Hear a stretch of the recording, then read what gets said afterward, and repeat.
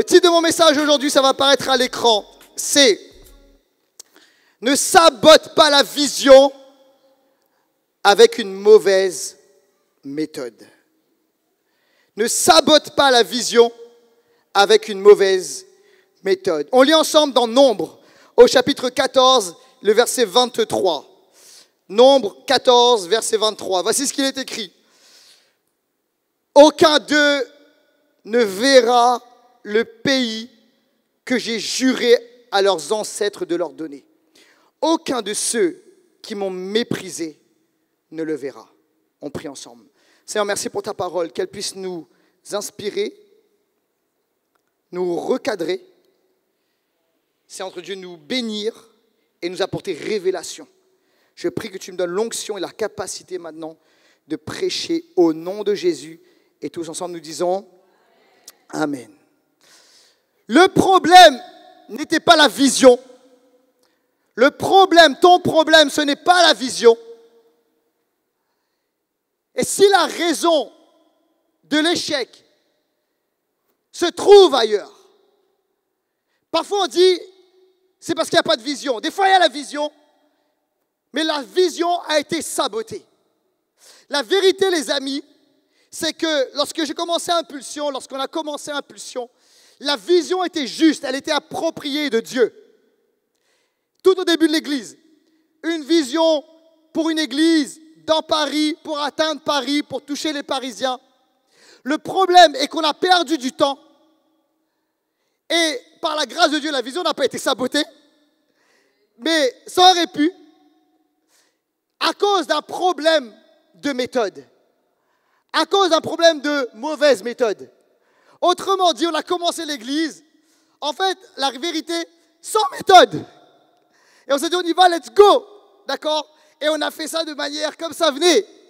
Et par la grâce de Dieu, on n'a pas été dans la statistique de toutes les églises qui ont commencé l'implantation et qui sont mortes dans la même année. C'est ça la statistique, ok? Mais la vérité, c'est que trop souvent, il y a des visions qui meurent à cause d'un problème de méthode. On attribue trop vite l'échec à une vision erronée. Ah, j'avais la mauvaise vision, je me suis trompé, etc. Alors que c'est la vision, c'est la méthode qui a été charnelle. Dieu ne donne pas seulement la destination, il veut aussi inspirer, écoutez bien ceci, ça apparaît à l'écran, l'itinéraire. Beaucoup de croyants reçoivent une vision, un appel, une parole de Dieu, mais échouent à la mettre en œuvre. Pourquoi? Parce qu'ils ne prient que pour le quoi, mais ils ne prient pas pour le comment. Il y a des gens ici, vous avez des visions de Dieu. Écoute-moi bien, ça vient de Dieu. Peut-être une vision professionnelle. Et Dieu t'a inspiré un projet qui est pour le royaume. D'accord? Et en fait, c'est la vision de Dieu.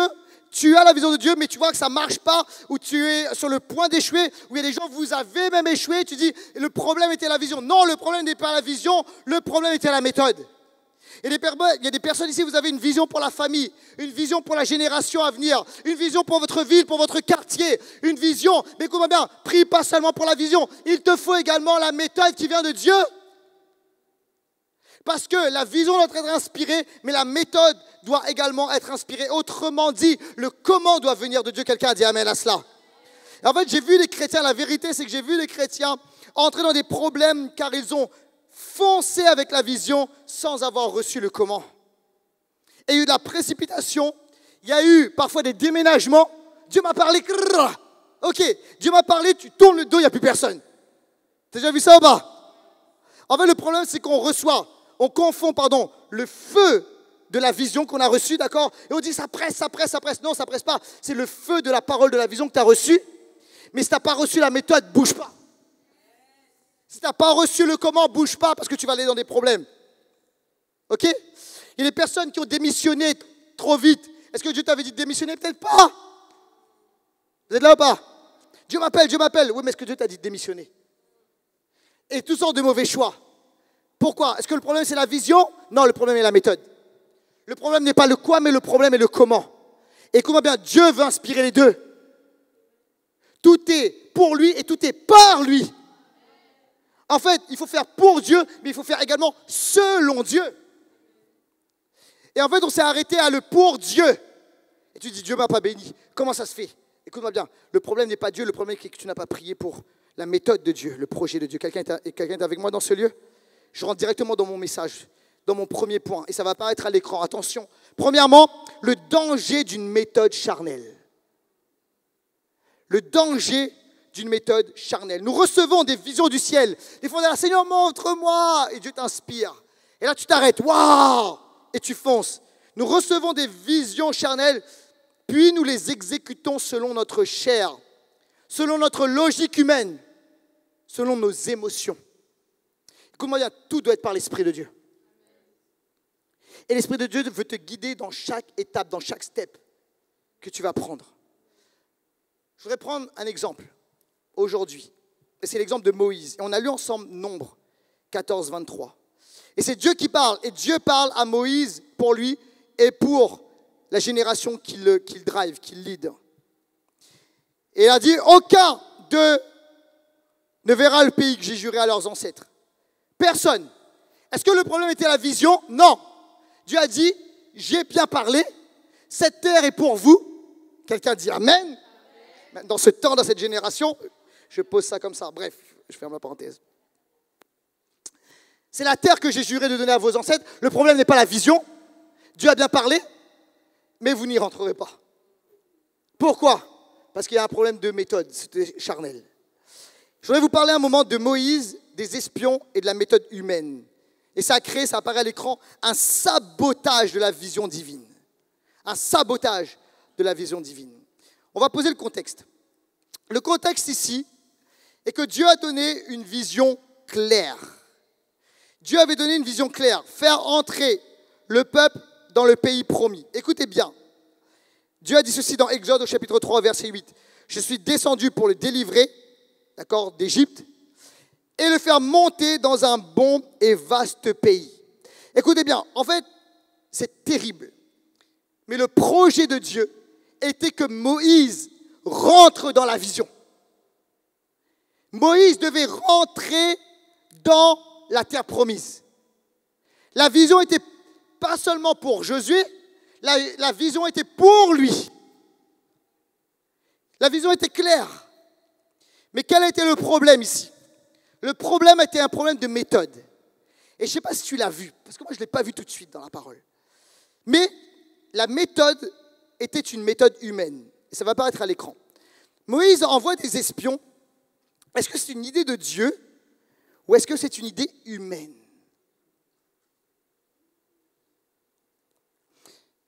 Regarde bien, dans Nombre 13, Moïse envoie 12 espions explorer le pays. Alors on lit ensemble. Il est écrit ceci, Nombre 13, versets 1 et 2. L'Éternel parle à Moïse et dit, envoie des hommes pour explorer le pays de Canaan. Stop. Là tu te dis, bah oui, Dieu a parlé. C'est la méthode de Dieu. Là, on peut penser que c'est Dieu qui prend l'initiative d'envoyer, de dire à Moïse, envoie des espions pour explorer le pays. D'accord? Là tu penses à stop, arrête-toi là. Moi aussi j'ai cru. Mais en fait, vous savez, la Bible, il faut la lire dans son intégralité. Et il y a Nombre, mais il y a Deutéronome. Et il y a un autre passage dans Deutéronome qui nous révèle une autre facette de l'histoire et qui vient compléter le tableau. Et voici ce qu'il est écrit dans Deutéronome au chapitre 1, versets 22 et 23. Écoutez bien ceci. Vous vous êtes tous approchés de moi et vous avez dit, ça c'est Moïse qui parle, envoyons des hommes devant nous, c'est Moïse qui parle, la chose me parut bonne et je pris 12 hommes. Écoutez bien, d'où vient l'idée initialement? C'est Dieu peut-être? Non, non, non. Initialement, c'est le peuple qui est allé voir Moïse. Pourquoi? Parce qu'ils avaient peur. Et en fait, si tu relis les passages Nombre, Deutéronome, tu vois que ce peuple-là est un peuple qui est insupportable. La génération, c'est une génération insupportable. Ils sont incrédules, ils manquent de foi, ils tremblent, ils murmurent. Insupportable à l'idée, insupportable. Je vous assure. Et combien de fois Moïse s'est pris la tête avec eux? Et en fait, Dieu avait dit, vous imaginez, ils ont vu la mer Rouge s'ouvrir en deux. Ils ont vu l'armée de Pharaon être recouverte par la mer, submergée. Et ils arrivent et ils disent, oh, Dieu nous a donné le pays, on va quand même explorer, on va quand même jeter un coup d'œil. Et regardez en fait ce qui se passe, c'est que l'idée des espions vient du peuple, Moïse valide l'idée, et voici ce qui se passe, c'est que Dieu l'autorise. Au bout d'un moment, Dieu dit, vous voulez le faire? Allez-y. Tu vois, tu es au bout d'un moment. Tu vois, quand tu conseilles quelqu'un, tu dis non, arrête. Dieu, relisez la parole. Dieu n'arrête pas de dire arrêtez, arrêtez, vous murmurez, vous murmurez. Tu sais, au bout d'un moment, tu sais, la personne te dit oui, mais, etc. Tu sais, quand tu sais, vas-y. Va, fais, tu verras. Ok? Et c'est exactement ce qui s'est passé. Mais ce n'était pas le plan initial de Dieu. Vous êtes là ou pas? Je vous le prouve. Nombre 14, verset 34. Vous avez mis 40 jours à explorer le pays. Vous supporterez donc les conséquences, écoutez bien ceci, de vos fautes. Donc Dieu dit bien que c'est une faute. Pendant 40 ans. Une année pour chaque jour. Voilà. Dieu donne la réponse. C'est clair. Ce n'était pas de moi, c'était une faute. Vous voulez y aller? Allez-y. Mais voici les conséquences. Vous voyez? Et en fait, les amis, c'est quoi ici? C'est que c'était une méthode charnelle. La vision était spirituelle et la méthode était charnelle. Et ça, c'est terrible. Envoyer des espions, pour la plupart, d'accord, la grande majorité, étaient incrédules, animés par la peur. Ça amenait quoi parmi le peuple? La paralysie charnelle. Ça amenait l'incrédulité. On ne va pas y aller, encore plus de murmures. Et voici ce qui est écrit dans Nombre 13, 31. Nous ne pouvons pas monter contre ce peuple, car il est plus fort que nous. Mais les gars, vous avez vu Dieu vous libérer de l'Égypte. Celui qui a fait hier va faire encore aujourd'hui. Il vous donne une vision, mais vous n'avez pas la bonne méthode. Et ce n'était pas la vision qui était fausse. C'est la méthode qui a provoqué un échec temporaire. Est-ce que tu es avec moi ou pas, Église? Et voici les conséquences du mauvais comment. Le peuple refuse d'entrer, donc c'est la rébellion. Nombre 14. Dieu les condamne à 40 ans de désert. Toute la génération meurt sans entrer dans la promesse. Et même Moïse ne verra pas le pays. Même Moïse, à un moment, dans sa méthode, il s'est trompé. Dieu lui avait dit, parle au rocher, d'accord, et il a frappé 2 fois le rocher. Il dit, mais pourquoi Dieu est si sévère? Parce qu'en fait, parler, frapper, c'est pas pareil. Tu comprends ce que je veux dire? C'est-à-dire qu'en fait, parler, ça demande plus de fois que dire, je vais frapper. Vous voyez? Et en fait, sa méthode, c'est de dire, ok, avec ce bâton-là, en fait, il avait mis sa foi plus dans le bâton qui avait ouvert la mer en deux. Et c'était plus la méthode de Dieu. Celle-ci, c'était la méthode ancienne. Maintenant, Dieu dit, tu vas faire autrement, tu vas parler. Vous êtes là ou pas? Et ça me dit quelque chose. Et les personnes ici, vous voulez entrer dans la vision nouvelle de Dieu, mais vous utilisez les méthodes anciennes. Et en fait, écoute-moi bien, la méthode ancienne, les méthodes sont faites pour être changées. Vous êtes là ou pas? D'accord? Quand Dieu te parle, il y a une vision et on y va et on avance. Mais écoute-moi, la méthode, tu la prends, tu la jettes. Dieu te donne une nouvelle méthode. Et des fois, l'église, on a du mal même à apprendre des nouvelles méthodes. Vous êtes là ou pas? Oh, Dieu m'a parlé sur ce chant. Dieu m'a parlé de telle manière. Dieu m'a parlé avec ce type d'église, etc. C'est comme ça qu'on doit faire. Écoute-moi bien, Dieu fait toutes choses nouvelles. Quelqu'un a dit amen à cela. Et si Dieu donne une vision fraîche, Dieu inspire également de nouvelles méthodes. Et tu dois être connecté à Dieu pour savoir quelle est la méthode pour ce temps et pour cette génération. Vous êtes là ou pas? Dis un bon amen à cela, s'il te plaît, église. T'as parlé, t'as frappé, je t'avais dit de parler, Moïse. T'as mis ta foi dans la méthode et non pas dans le Dieu qui donne la méthode. Deuxièmement, la vision est spirituelle, la méthode aussi. La vision est spirituelle, la méthode doit l'être aussi. Jésus ne s'arrêtait pas juste à la vision. D'accord? La vision, il l'a reçue lorsqu'il a ouvert le rouleau du prophète Ésaïe et il avait la vision de son ministère terrestre. Ok? Il fallait guérir les malades, libérer les captifs, etc. Ok? C'était le temps de la grâce. Donc il avait la vision. Mais Jésus était tous les jours connecté au Père. Pourquoi? Parce qu'il appliquait la méthode du Père. Le Seigneur m'a dit ceci. Je dis, Seigneur, pourquoi est-ce que on ne vit pas plus de guérison? Il m'a dit, Laurent, tu pries de manière trop automatique. Tu vois, on te demande un malade qui vient, tout de suite tu imposes les mains sur la tête et tu pries. Mais est-ce que tu dois faire ça? Parce que Jésus n'a pas toujours fait cela. Et en fait, dans chaque étape, tu dois être guidé par l'Esprit de Dieu.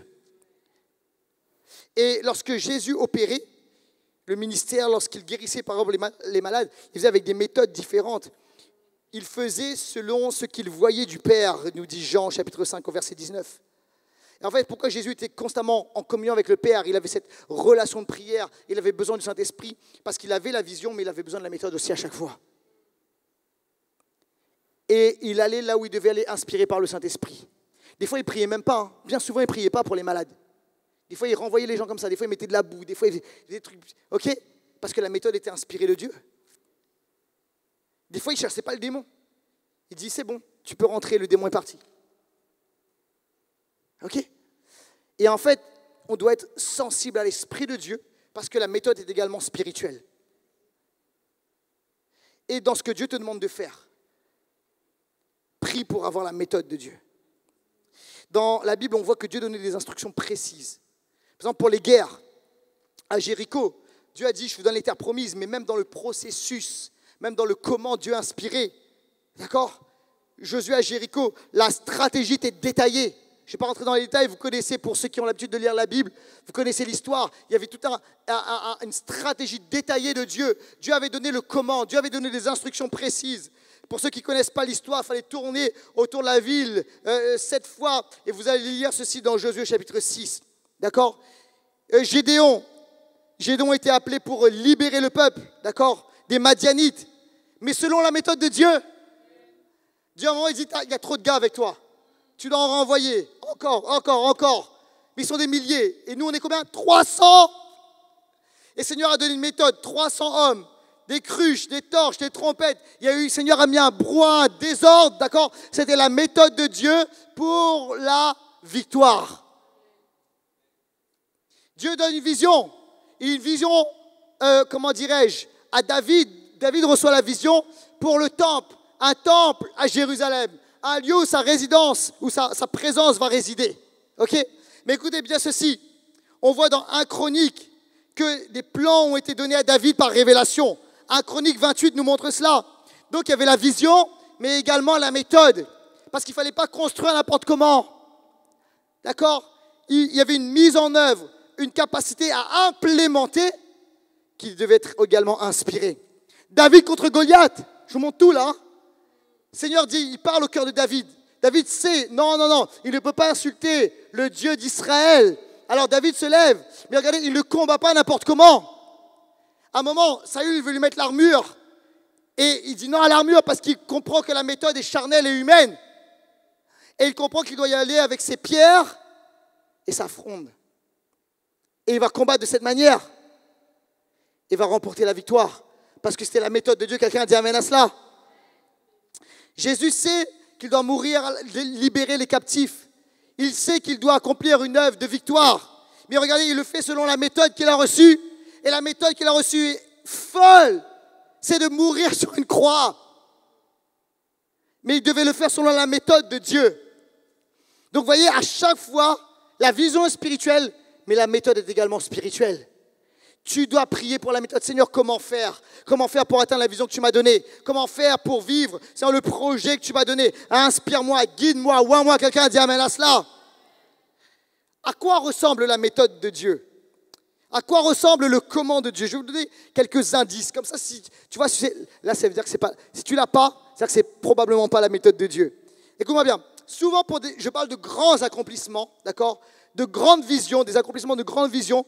Écoute bien ceci. La méthode de Dieu est folle et hors de la zone de confort. La méthode ne va pas te laisser confortable. Tu vois, quand Dieu te dit, OK, tu vas accomplir quelque chose de grand, il te donne une grande vision, ça ne va pas être souvent quelque chose qui ne va pas demander de foi. D'accord? Souvent, la foi, ce que Dieu, la Bible appelle la foi, pour nous, ça ressemble parfois à de la folie. La méthode de Dieu est à contre-courant. D'accord? Dieu ne fait pas comme les hommes. Et à la fin, vous savez pourquoi? Pour que Dieu reçoive toute la gloire. La méthode de Dieu nécessite la grâce de Dieu. En fait, écoute-moi bien, si tu peux le faire par tes propres forces, ça veut dire que ça ne vient pas de Dieu. la vision ne vient pas de Dieu. Si c'est au-delà de ce que tu peux faire, et tu dis, Seigneur, j'ai besoin de ta grâce, la vision vient certainement de Dieu. Écoute-moi bien, la méthode nécessite la grâce de Dieu. Alors, Seigneur nous fait sortir parfois de notre zone de confort. Vous savez pourquoi? Seigneur, on est connecté à toi, on est dépendant à toi. Troisièmement, Dieu donne l'onction. Et là, c'est mon point principal. Et je vais le décliner. Dieu donne l'onction pour le comment. Tu as reçu parfois la vision, ouais, il y a une onction qui vient sur toi. Mais tu ne dois pas t'arrêter là. Est-ce que tu sais que l'Esprit de Dieu est sur toi? Oui, pour chasser les démons. Oui, pour guérir les malades. Oui, pour prophétiser. Oui, tout cela. Mais tu ne dois pas limiter à l'Esprit de Dieu. L'Esprit de Dieu est également un esprit de stratégie. Et Dieu donne l'onction pour le comment. Et j'appelle cela, la Bible appelle cela avant moi-même, l'intelligence spirituelle. Et la notion d'intelligence spirituelle se trouve dans Colossiens, chapitre 1, verset 9. Ça va apparaître à l'écran. L'intelligence spirituelle, je la définis de la manière suivante. C'est la capacité stratégique, exécutive. C'est la capacité à implémenter, la capacité créative, inspirée par le Saint-Esprit. Et la Bible nous parle de cela. Dans 1 Corinthiens, chapitre 12, versets 7 et 8. Or, à chacun la manifestation de l'Esprit donnée pour le bien de tous. Et écoutez bien ceci, parfois c'est un don qu'on a oublié. D'accord? En effet, à l'un est donné, par l'Esprit, une parole ou le don de sagesse. C'est-à-dire la capacité à être stratégique. Vous savez, la parole de sagesse, des fois j'entends ça dans l'église. On dit non, on ne va pas le faire, on ne va pas y aller. Il faut être sage quand même. Ça en fait, ce n'est pas la sagesse. Ça, c'est avoir peur. Il faut être sage quand même. La parole de sagesse, ce n'est pas ça. La parole de sagesse, c'est les stratégies que Dieu libère en toi. Alléluia. Et tu vas commencer à le parler, à le dire. Alléluia. Quelqu'un dit amen à cela. Il y a un don qu'on n'a pas bien vu dans la parole. Toujours dans 1 Corinthiens 12, mais maintenant on va au verset 28. Et Dieu a établi dans l'Église, premièrement, les apôtres. Deuxièmement, les prophètes. Troisièmement, les docteurs. Ensuite, ceux qui ont le don des miracles. Puis ceux qui ont le don de guérir, de secourir. Et écoutez bien ceci, le don de gouverner. Le don de gouverner. D'accord? Et ce terme de gouverner là, ça fait référence à l'onction royale. Ok? C'est le roi, d'accord? Si je parle encore des trois types de leaders de l'Ancien Testament, d'accord, dans l'Ancienne Alliance, il y avait roi, prophète et prêtre, d'accord? Le prophète avait la vision, ok? Le prêtre était ce don pastoral, avait ce don pastoral. Les soins, comment ça va? Tout le monde va bien, tout le monde rentre dans le wagon, personne n'a mal, tout le monde est bien, tout le monde, ok, d'accord, ok? Et après, il y a l'onction, cette dimension de l'onction du roi, et ça c'est l'onction de gouverner, alléluia. S'il y a une onction royale, et Dieu veut libérer sur toi, il y a des gens ici, vous avez reçu l'onction royale, alléluia, pour gouverner, en fait pour prendre des décisions, pour gérer, alléluia. Et dans la Bible, celui qui, dans les rois antiques, celui qui symbolise cela, c'est Salomon. Il avait une sagesse pour juger, une sagesse pour structurer, une sagesse pour établir. Et en fait, il a reçu de qui? De l'Esprit de Dieu, du Saint-Esprit de Dieu lui-même. Et en fait, il faut cela. Demande cette onction. Sinon, écoute-moi bien, la vision va rester un mirage. Ça va rester illusion. Et des personnes, vous avez des visions, là, vous l'avez, vous le portez, mais tu n'arrives pas. C'est dans le ciel, mais il faut que ça vienne un moment sur la terre. C'est bien le ciel, dans le ciel, etc. Mais c'est très bien tout ça, mais à un moment, il faut que ça se matérialise sur la terre. Et alors, il faut l'onction royale pour pouvoir implémenter, pour pouvoir faire des pas, pour pouvoir mettre en œuvre, exécuter la vision de Dieu. Quelqu'un dit Amen. Et en fait, demande cette onction pour toi. Ou écoute-moi bien, demande à Dieu de mettre les bonnes personnes autour de toi qui ont cette onction. Il y a des gens, des fois tu dis, oh, j'essaie, mais c'est difficile. On est dans le même camp. Mais il y a des gens, écoute-moi bien, autour de toi qui ont cette onction royale. Tu vas donner la vision et ils vont être inspirés de manière extraordinaire. Les idées vont fuser. Des choses, tu sais, c'est nouveau, c'est créatif. Pour implémenter, pour mettre en œuvre. Comment c'est possible? C'est leur onction. C'est leur onction. Il nous faut le rêve de Dieu, mais il nous faut également la réalité de Dieu. Et ça, en fait, c'est l'onction, c'est une sagesse supérieure. Je vous ai expliqué comment ça marche. 1 Corinthiens chapitre 2, verset 7. Et on va lire, on va sauter des versets, mais on va lire jusqu'au verset 16. Non, dit l'apôtre Paul, nous annonçons la sagesse de Dieu mystérieuse et cachée, celle que Dieu, avant tous les temps, avait préparée d'avance pour notre gloire. Donc il y a une sagesse, une stratégie, une façon de penser. Cette sagesse, aucun chef de ce temps ne l'a connue, car s'il l'avait connue, il n'aurait pas crucifié le Seigneur de la gloire. D'accord ? Donc ce n'est pas une sagesse qui est humaine, ce n'est pas une sagesse qui est charnelle, ce n'est pas une sagesse qui s'obtient par les diplômes, Non, c'est quelque chose d'autre. Quelque chose d'autre. Mais comme il est écrit, ce que l'œil n'a pas vu, ce que l'oreille n'a pas entendu, ce qui n'est pas monté dans le cœur de l'homme, Dieu l'a préparé pour ceux qu'il aime. Donc écoutez bien, il y a des stratégies que Dieu a préparées pour ceux qu'il aime. Il y a des façons de procéder que Dieu a préparées pour ceux qu'il aime. D'accord ? Et ça, c'est pas humain, c'est pas charnel. D'accord ? C'est parce que l'œil n'a vu. Non, c'est pas là. D'accord ? C'est parce que ton oreille a entendu. Et on peut apprendre par l'œil, tu peux apprendre. C'est très bien, il faut apprendre, il faut se développer. C'est très bien. Mais là, il y a encore une autre dimension. Je ne parle pas de l'intelligence cognitive, je parle de l'intelligence spirituelle. D'accord ? Développe ton intelligence cognitive, ton cerveau. D'accord ? Donc apprends, forme-toi, développe-toi. Il faut faire tout ça, d'accord ? Et même c'est du matériel que Dieu va utiliser. Mais il va t'amener dans un autre niveau d'intelligence, c'est l'intelligence spirituelle. Tu es avec moi, Église ?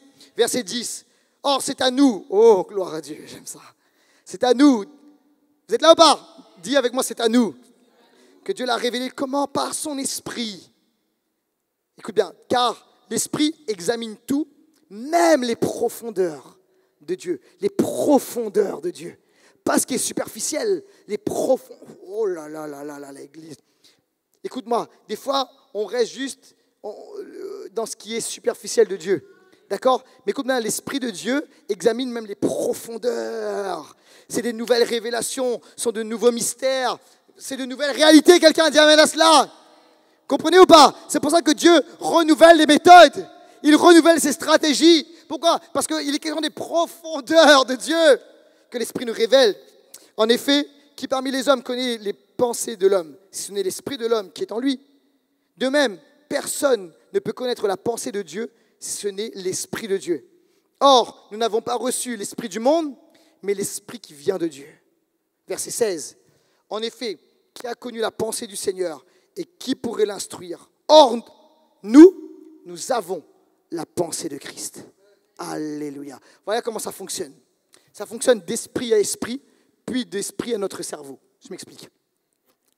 L'Esprit de Dieu va faire quelque chose. L'Esprit, ça, alors pour ça, d'abord, premièrement, je pose la base, il faut être chrétien né de nouveau, rempli de l'Esprit de Dieu. D'accord ? Parce que si tu es chrétien, né de nouveau, rempli de l'Esprit de Dieu est sur toi, il est surtout en toi, d'accord ? Et il siège dans cette partie qui est maintenant réveillée chez toi, qui est ton esprit. L'être humain est corps, âme et esprit. L'esprit, c'est la partie spirituelle, la partie la plus noble de l'être humain. Si tu n'es pas en connexion avec Dieu, l'esprit est tout rabougri, c'est comme un raisin sec, là, d'accord, sans vie. Et à partir du moment où tu es né de nouveau, tu vois, ton esprit devient vivant. Mais voici comment tu alimentes l'esprit. Voilà, l'Esprit de Dieu examine les profondeurs de Dieu. C'est-à-dire qu'il prend de ce qui est à Dieu, de ce qui est à Jésus. Qu'est-ce qu'il fait ? Il arrive, il descend du ciel sur la terre et il communique à quelle partie de notre être ? À notre esprit. C'est la raison pour laquelle nous devons développer cette partie spirituelle en nous. Comment ? Par la prière en langue, par la lecture de la parole. Et en faisant ça, on développe l'esprit. Quelqu'un dit amen à cela. Alors l'Esprit de Dieu va commencer à nous révéler des profondeurs de Dieu, des stratégies, des idées créatives, des mystères. Quelqu'un dit amen à cela. Des façons d'implémenter, d'exécuter, des méthodes, des comment. Alléluia. Et après, qu'est-ce qui va se passer ? Ça va descendre au niveau de notre pensée, c'est-à-dire au niveau de notre cerveau. Et là, tout s'anime. Et on devient comme ce gars.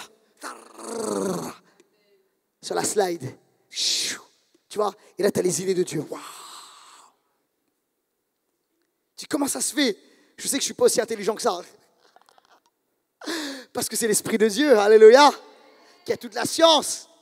Mais on ne doit pas cloisonner le Saint-Esprit à un domaine. Le Saint-Esprit veut te donner des idées dans tous les domaines. Alléluia. Quelqu'un dit Amen. Alléluia. Il nous faut l'intelligence spirituelle. Il nous faut aussi l'intelligence des temps.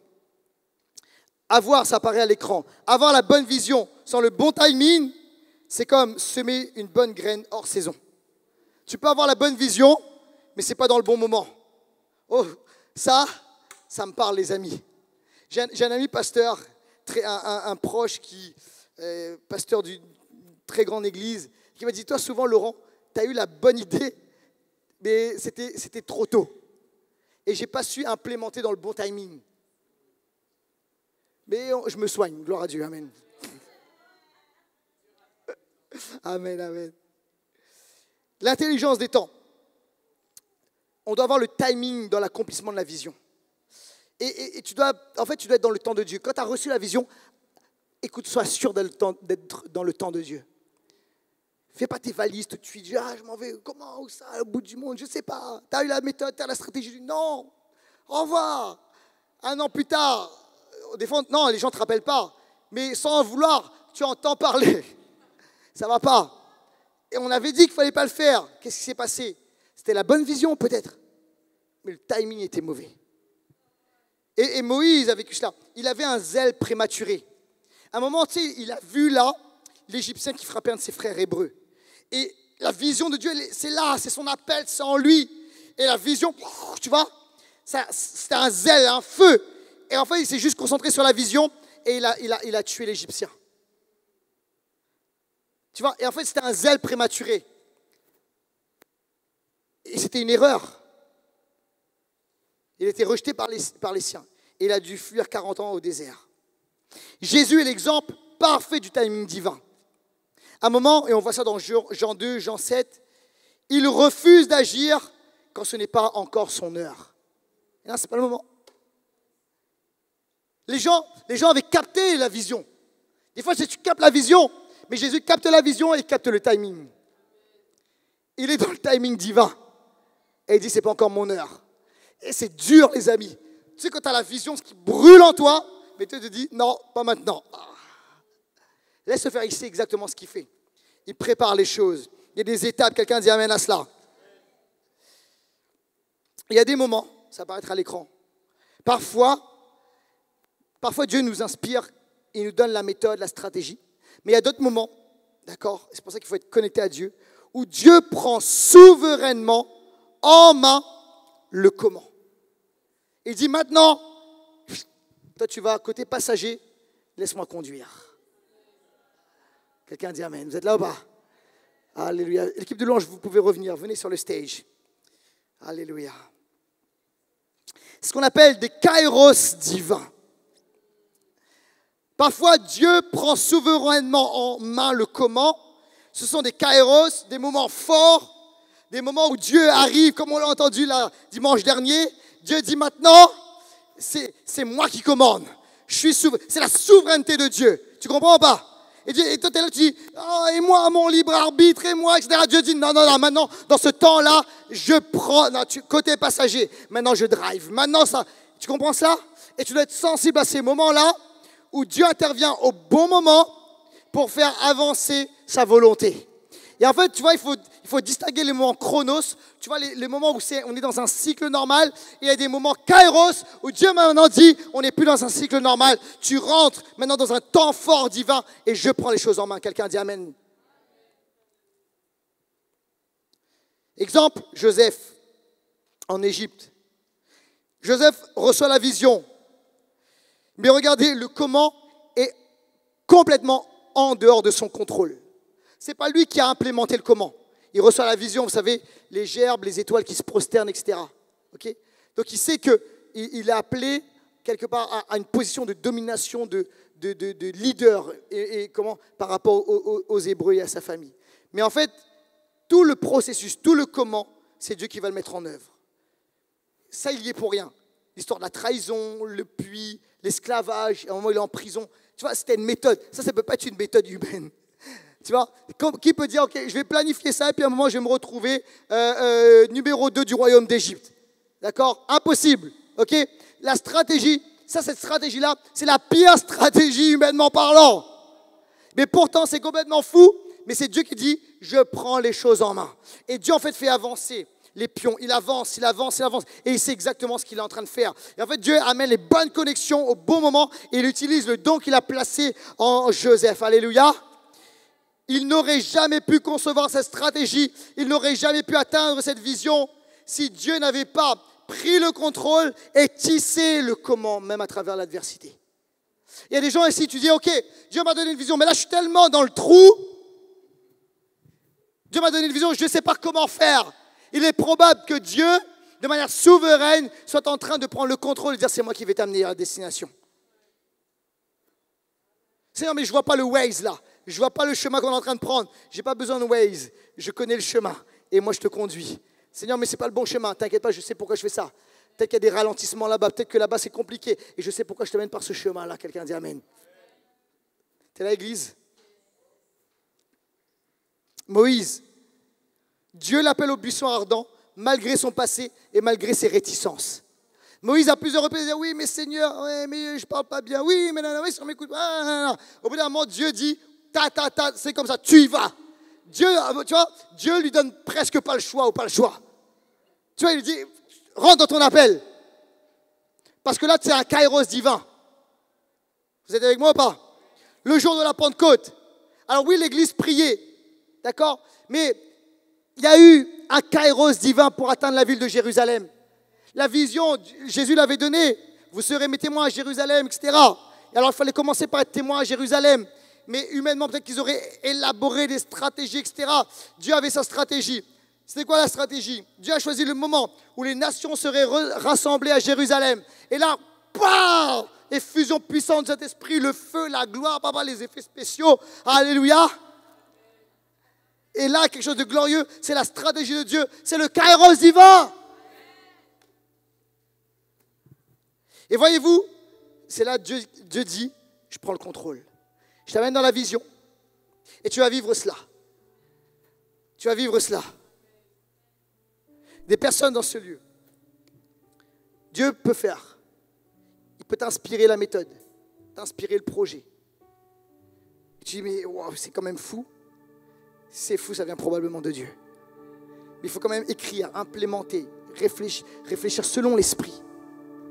Avoir un plan divin. Mais des personnes, écoutez bien ceci. En fait, la vision, pour y entrer, c'est Dieu qui va prendre le contrôle. Et c'est Dieu qui va te faire rentrer dedans. Par un kairos divin.